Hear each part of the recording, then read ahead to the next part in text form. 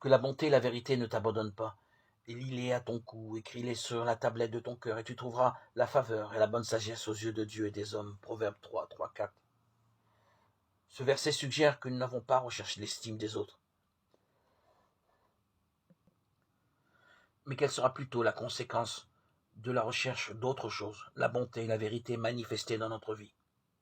Paul pouvait dire à Timothée, étudie-toi à te présenter à Dieu. Approuve, ouvrier qui n'a pas à avoir honte,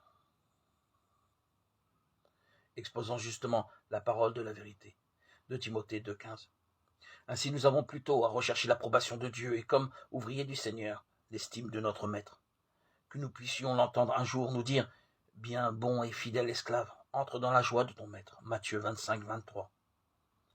Conduit par l'Esprit Saint, Paul nous donne encore des indications sur ce sujet. Par la grâce qui m'a été donnée, je dis à chacun de ceux qui sont parmi vous de ne pas avoir une haute pensée de lui-même, au-dessus de celle qu'il convient d'avoir, mais de penser de manière à avoir de saines pensées, selon la mesure de foi que Dieu a départie à chacun.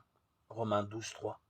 Il dit bien que nous ne devons pas nous surestimer, mais ne dit pas pour autant que nous devons nous mésestimer, ce qui montrerait que nous sommes peut-être trop occupés de nous-mêmes et de ce que pensent les autres.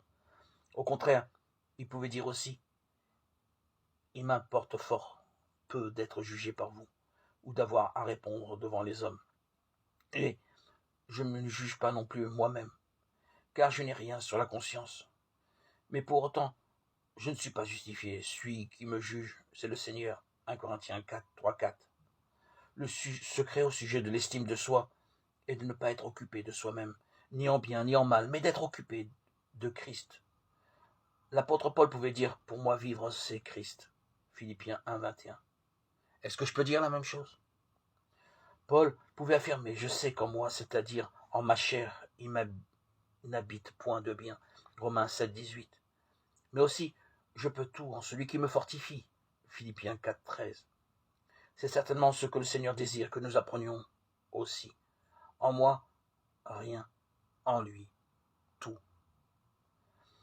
La véritable humilité ne consiste pas tellement à penser du mal de soi-même, mais plutôt à ne pas penser du tout à soi,